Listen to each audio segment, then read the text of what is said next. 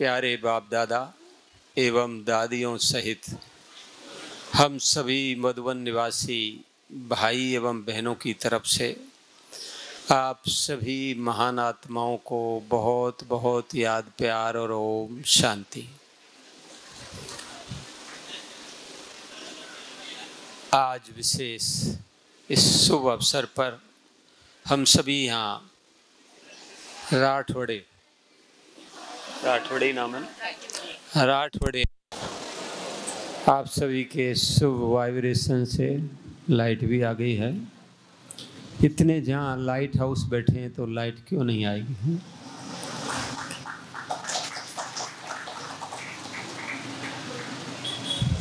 तो अब हम सभी यहाँ राठौड़े गीता पाठशाला के उद्घाटन के अवसर पर एकत्रित हुए हैं। तो ऐसे शुभ अवसर पर हमारी इस गीता पाठशाला के प्रति यही प्यारे बाबा की और मधुबन की तरफ से यही शुभ भावना, शुभकामनाएं हैं कि ये गीता पाठशाला नहीं बल्कि ये एक सेंटर बनकर अनेक आत्माओं को बाबा का परिचय देकर, बाबा के बच्चे बनाकर और तपस्या करके बाबा को प्रत्यक्ष करें और सदा ही आगे बढ़ते रहें, उड़ते रहें, उड़ाते रहें। यही हमारी इस गीता पाठशाला के प्रति शुभ भावना, शुभकामनाएं हैं। इसके साथ साथ वर्तमान समय बाबा हम सब बच्चों से क्या चाहते हैं, कैसा हमें देखना चाहते हैं, वो हर एक अपने सामने अपना वो संपन्न स्वरूप, फरिश्ता रूप इमर्ज कर लें कि मेरी मंजिल क्या है, मेरा संपन्न स्वरूप क्या होगा। क्योंकि हम सभी को, हम जब फरिश्ते बनेंगे, संपूर्ण बनेंगे तो ही बाबा को प्रत्यक्ष कर सकेंगे। तो ऐसी एक साइड से थोड़ा आवाज़ आ रही है, सब शांत रहेंगे तो अच्छा होगा। तो ऐसा एक शुभ अवसर जबकि स्वयं भगवान हमें संपूर्ण बनाने के लिए आया हुआ है और समय भी इशारे दे रहा है कि समय बहुत कम है और अंत का समय आकर पहुंच गया है। इसलिए हम भी सभी अपने आप से पूछें, क्या मेरी स्थिति भी संपूर्णता के समीप पहुंचती जा रही है? समय तो अंत का आ गया है, लेकिन हम सब ये पूछें, क्या मेरी स्थिति भी पुरुषार्थ करके संपूर्णता के समीप पहुंचती जा रही है? क्योंकि संपूर्ण तो हर एक को बनना ही है, संपूर्ण बन के वापस घर जाना है। तो ऐसी संपूर्ण स्थिति के द्वारा ही हम बाबा को प्रत्यक्ष कर सकेंगे।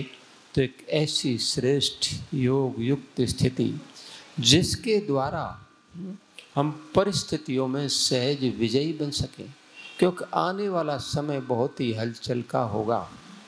तो उस हलचल के समय में हम अचल अडोल स्थिति में रहकर उन परिस्थितियों में विजयी बन सकें, बाबा को प्रत्यक्ष कर सकें, उसके लिए एक अचल अडोल स्थिति की आवश्यकता होगी।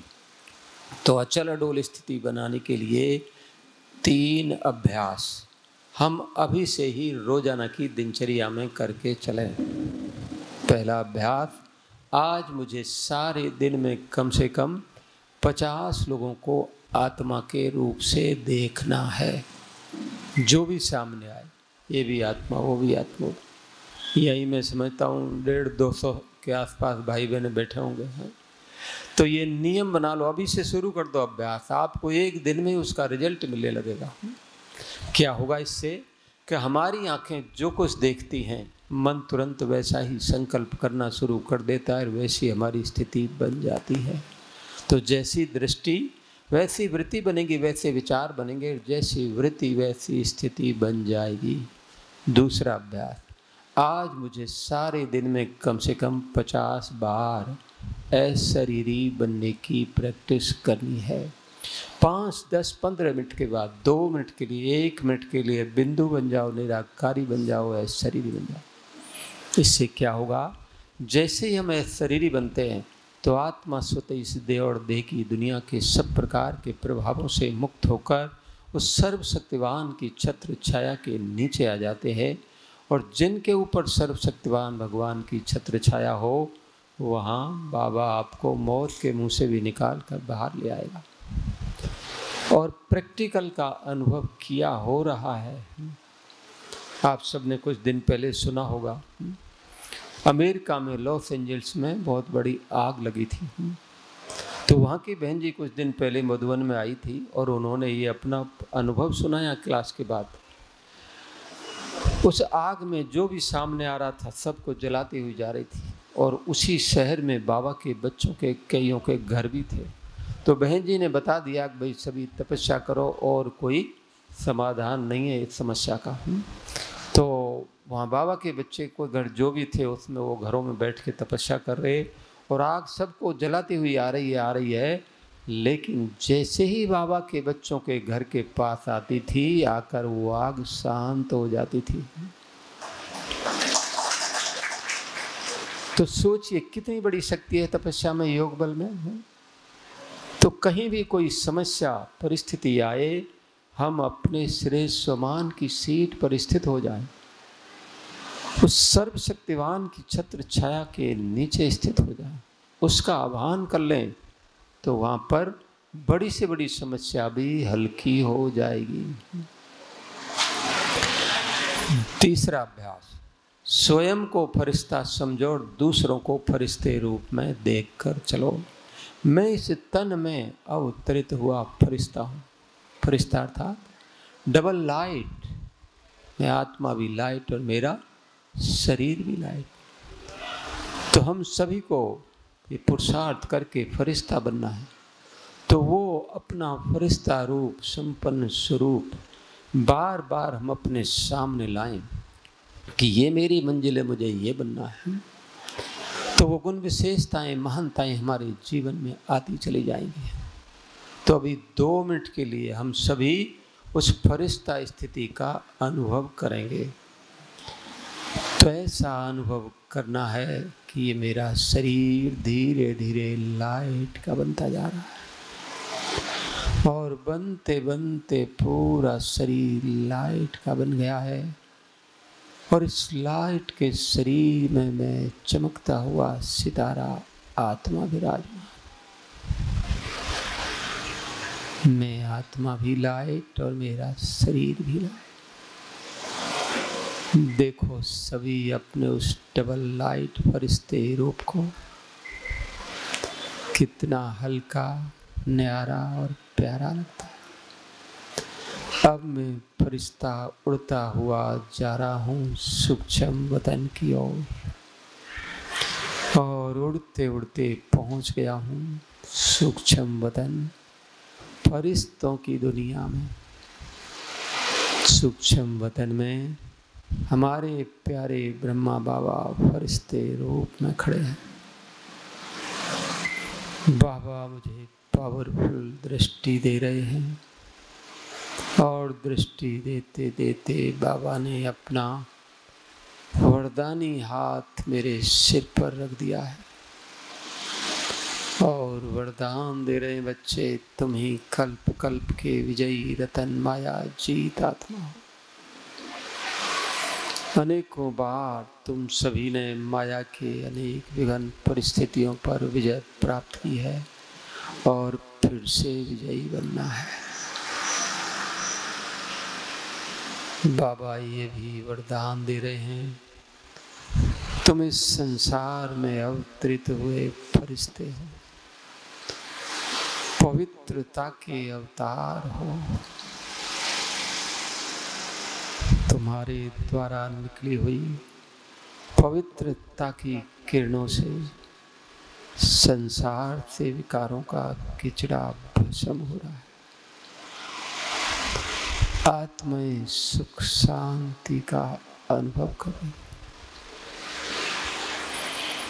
इस प्रकार बाबा से वरदानों की अनुभूति करते हुए अब मैं फरिश्ता चारों ओर लाइट और माइट की किरणें फैलाता हुआ इस संसार में अवतरित हो रहा हो। तो इस प्रकार से सदैव हम अपने उस डबल लाइट फरिश्ते स्वरूप में स्थित होकर चले रहें, कर्म करें। मैं फरिश्ता फरिश्ते से बात कर रहा हूँ, मैं फरिश्ता चल रहा हूँ, मैं फरिश्ता मुख से बोल रहा हूँ, मैं फरिश्ता हाथों से कर्म कर रहा हूँ। तो कर्म करते चलते फिरते ये स्थिति हमारी होगी तो ही हम उसके द्वारा बाबा को प्रत्यक्ष कर सकेंगे। तो ये तीनों अभ्यास यदि आप रोजाना की दिनचर्या में विधि पूर्वक करके चलते हैं तो उसके बाद आप अनुभव करेंगे कि वहाँ योग लगाना नहीं पड़ेगा, योग लगा रहेगा। और जब भी योग करने बैठेंगे सहज ही मन बुद्धि एकाग्र हो जाएगी और एक पावरफुल स्थिति का अनुभव करेंगे। और वास्तव में योग ही सब समस्याओं का समाधान है। जहाँ जिनका पुरुषार्थ स्थिति अच्छी है तो वहाँ कोई परिस्थिति है ही नहीं। अगर कुछ आएगी भी परिस्थिति तो वो सभी भी सूली से कांटा बन जाएगी। एक प्रैक्टिकल का अनुभव। एक सेवाधारी माता हमारे पास आई, कहने लगी भाई जी मेरी ये समस्या वो समस्या वो समस्या, 8-10 समस्याएं गिना दी, मैं क्या करूँ। और उस दिन भी हम कहीं बाहर जा रहे थे बाबा की सेवा में 5 दिन के लिए। तो हमने माता जी को कहा माता जी मैं अभी बाहर जा रहा हूँ 5 दिन के लिए बाबा की सेवा में, तो आप ऐसा करो तब तक 2 घंटा बैठ के 2 घंटा कर्म करते योग कर लो 5 दिन तक, और 5 दिन के बाद आप मेरे से मिलना। तो बोल ठीक है। हम बाहर चले गए, माता जी योग करती रही, 2 घंटा बैठ के 2 घंटा कर्म करते। 5 दिन के बाद जब हम वापस आए तो मिलने के लिए आई, तो पूछा बोलो माता जी क्या समस्या है। तो माता जी कहती है भाई साहब मेरी तो कोई समस्या ही नहीं है। तो समस्याएं कहाँ हैं, क्यों ज़्यादा हैं? जहाँ हमारा बाबा से योग कम है अथवा नहीं है वहीं ज़्यादा समस्याएं। तो हम अपने योग के चार्ट को बढ़ाएं तो सब समस्याएं स्वतः ही समाप्त होती चली जाएंगी। देखो समस्याएं बातें आती हैं, कर्मों का हिसाब किताब है, चुकता होने के लिए तो आएंगी, लेकिन हम अपनी श्रेष्ठ स्थिति में रहें तो कोई समस्या हमारा कुछ भी नहीं बिगाड़ सकेगी। तो ऐसे जहाँ हम और समस्याओं में विजयी बनने के लिए हम अपने श्रेष्ठ समान की सीट पर स्थित होकर चलें तो जहाँ स्वस्थिति श्रेष्ठ है तो परिस्थितियाँ स्वतः ही बदल जाएंगी। एक अभी भी लेटेस्ट का अनुभव, जब से हम 2-3 दिन से गोवा में आए हैं हम देख रहे हैं प्रकृति का बहुत अच्छा सुंदर नाटक देख रहे हैं हम। और हम जब अहमदाबाद से चले तो ममता बहन जी को फ़ोन किया, भाई प्लेन थोड़ा आधा घंटा लेट है। तो बहन जी बोलने लगी यहाँ तो बहुत बरसात हो रही है भाई जी। मैंने कहा हम जब पहुँचेंगे गोवा में तो बरसात बंद हो जाएगी। और जैसे ही हम पहुँचे तो सचमुच बरसात बंद हो गई। मापसा में पहुँचे जब हम, और पहुँचने के बाद कुछ देर बाद फिर शुरू हो गई। अमृत मिले योग में कुछ भाई बहनें बरसात थी नहीं आए या कुछ आए। क्लास के बाद भी यही संकल्प किया, क्लास के समय भी बरसात नहीं होनी चाहिए। मौसम ठीक रहा, सब भाई बहनें आए क्लास में भी, और जैसे ही क्लास पूरा हुआ 10 मिनट के बाद फिर बरसात शुरू हो गई।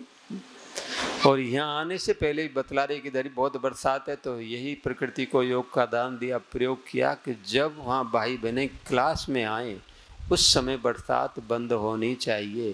प्रकृति को योग का दान दिया कहा, तो उसका भी प्रैक्टिकल आप सभी स्वरूप देख रहे हैं। तो इस तरह से जहाँ स्वस्थिति श्रेष्ठ है तो परिस्थितियाँ स्वतः ही बदल जाती हैं, हमारे अनुकूल बन जाएंगी। इसलिए स्थिति को श्रेष्ठ योग युक्त बनाकर चलना बहुत बहुत ज़रूरी है। तो हम सुना रहे थे स्वमान की बात। स्वमान बाबा द्वारा दिए हुए स्वमानों में वो शक्ति है जिसके द्वारा एक कैसी भी नेगेटिविटी वाली आत्मा को बदलकर पॉजिटिव बना सकते हैं। जो कार्य आपके मुख के बोल से नहीं हो पाता उस स्वमान के पावरफुल वाइब्रेशन द्वारा कराया जा सकता है। एक प्रैक्टिकल का अनुभव। देखो ज्ञान तो आप सब रोजाना सुनते हैं, योग भी सब करते हैं, लेकिन हम अब वो समय आया है ज्ञान और योग का प्रयोग कर भिन्न भिन्न परिस्थितियों में विजयी बनने का। तो कैसे विजयी बनेंगे उसका एक और अनुभव। बीके बाबा के बच्चे जो भी हैं उनको ज़्यादातर देखने में आता है कईयों को विटामिन B12 और D3 की कमी रहती है, तो उसका इंजेक्शन लेना पड़ता है या दवाई गोली खानी पड़ती है, क्योंकि वो मिलता है ज़्यादातर नॉन वेज में, वो हम खाते नहीं इसलिए उसकी कमी हो जाती है। तो हमको भी हर सप्ताह एक इंजेक्शन लेना पड़ता था विटामिन B12। तो हमने बाबा को योग में याद कर कहा, बाबा ये विटामिन B12 का इंजेक्शन मैं कब तक लेता रहूँगा? आप सुप्रीम सर्जन हो तो आप इसका कुछ इलाज करो। तो बाबा से टचिंग मिली, बच्चे योग का प्रयोग करो। तो हमने योग का प्रयोग करना शुरू किया। मैं मास्टर सर्वशक्तिवान आत्मा हूँ, सर्वशक्तिवान बाबा से सर्वशक्तिवान सुप्रीम सर्जन बाबा थे, क्योंकि ये सर्जन डॉक्टर के संबंध की बात है ना। तो सुप्रीम सर्जन बाबा से विटामिन B12 के पावरफुल वाइब्रेशन मुझ आत्मा में आ रहे हैं और मुझ आत्मा से निकल कर वो सारे शरीर में फैल रहे हैं, जिनसे मेरी विटामिन B12 की कमी पूरी होती जा रही है। इस तरह से सप्ताह में कभी 4 दिन, कभी 5 दिन ये प्रयोग करते रहे। अभी भी कभी कभी करता हूँ मैं। और वो इंजेक्शन लिए आज 1 साल से ऊपर होने को आया है। अभी तक तो उसकी कोई कमी नहीं लग रही है, ना ही आगे लगेगी। और अभी 1 महीने पहले ही हमने हेल्थ की फुल चेकिंग कराई अपनी, उसमें विटामिन B12 नॉर्मल निकला है। इस प्रकार से। और दूसरा, कहीं भी कोई परिस्थिति समस्या आए, हम दिल से बाबा को याद कर बता दें तो बाबा की मदद से सहज उस परिस्थिति को, बात को, समस्या को आप पार कर लेंगे। एक और अनुभव ऐसा ही लेटेस्ट का और वंडरफुल अनुभव। अभी हम कुछ दिन पहले राजस्थान में जयपुर के पास हिंडौन है, वहाँ गए थे भट्ठी कराने की सेवा में। तो बहन जी को पूछा, भाई कितने भाई बहन होंगे भट्ठी में? तो बहन जी ने कहा 75 के अंदर ही होंगे, ज़्यादा नहीं होंगे। तो हमने मधुबन की 75 टोली तोसा उनको दे दिया। भट्ठी शुरू हुई, सुबह हुई, शाम को हुई। शाम को भट्ठी पूरा होते होते लगभग 85 लोग हो गए। लेकिन हमें इस बात का कुछ मालूम नहीं है। तो वहाँ की बहन जी ने गिनती किया तो उन्होंने और 15-20 पीस टोली के बना कर रख लिए कि भाई वो टोली कम पड़ेगी तो भाई जी से ये टोली दिला देंगे। तो लास्ट में भट्ठी पूरा होने के बाद अनाउंसमेंट किया बहन जी ने, सभी टोली लेने के लिए आएंगे। भाई जी से लोग आते जा रहे हैं लाइन में, हम बाबा की याद में टोली देते जा रहे हैं, आते जा रहे, देते जा रहे हैं। लास्ट में हमने देखा कि जब 7-8 पीस टोली के बचे हैं तो मैंने देखा लाइन थोड़ी लंबी लग रही है, भाई बहनें ज़्यादा लग रहे हैं। तो मैंने उस समय बाबा को याद कर कहा, बाबा अब कैसे क्या हो सकता है वो आप देख लेना, ये मधुबन की टोली कम नहीं पड़नी चाहिए। ऐसे हमने दिल से बाबा को याद कर कहा और उसके बाद मैं बाबा की याद में टोली देता जा रहा हूँ, आते जा रहे, देते जा रहे हैं, लेकिन वो टोली कम नहीं हो रही है, मैं देख रहा हूँ। और उसी टोली में से हमने 85 लोगों को टोली खिला दी और 3 पीस और बच गए। तो लास्ट में बहन जी बोल लगी, भाई जी आपने तो कमाल कर दिया, 75 में से 85 लोगों को टोली खिला दी और 3 पीस और बचा लिए। तो मैंने कहा ये कमाल हमारी नहीं है, ऊपर वाले बाबा की है। वो जादूगर है तो क्या नहीं कर सकता। तो ऐसे कहीं भी कोई समस्या परिस्थिति आए, हम दिल से याद कर उसे बता दें, अपने श्रेष्ठ सम्मान में रहें, पॉजिटिव सोचें और वो 3 अभ्यास करके चलें। तो बातें तो, अनुभव तो बहुत है, लेकिन समय अभी पूरा हुआ है हमारा, तो इसलिए ओम शांति।